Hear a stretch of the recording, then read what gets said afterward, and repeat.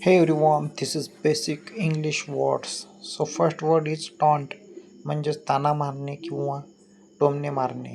Point out flaws म्हणजेच दोष दाखविणे. नेक्स्ट वर्ड आर्ग्यू म्हणजेच वाद घालणे. आर्ग्यू म्हणजेच वाद घालणे किंवा भांडण करणे. क्वॅरल म्हणू शकतो आपण त्याला. कंप्लेंट म्हणजेच तक्रार. कंप्लेंट म्हणजेच तक्रार. इंटरप्ट म्हणजेच मध्येच अडथळा निर्माण करणे किंवा मध्येच बोलणे. Next word frustration. फ्रस्ट्रेशन म्हणजेच हताश म्हणू शकता तुम्ही त्याला किंवा निराशासुद्धा तुम्ही म्हणू शकता. त्यानंतरचा शब्द आहे ऑब्स्ट्रक्ट. ऑब्स्ट्रक्ट म्हणजेच अडथळा किंवा अडथळा आणणे म्हणू आपण. ब्लेम म्हणजे दोषारोप किंवा दोष देणे. बॅकबायटिंग. बॅकबायटिंग म्हणजे चुगली करणे किंवा मागे एखाद्या व्यक्तीविषयी वाईट बोलणे, मागे निंदा करणे असं सुद्धा म्हणू शकतो आपण. मॉकरी. मॉकरी म्हणजेच उपहास किंवा थट्टा.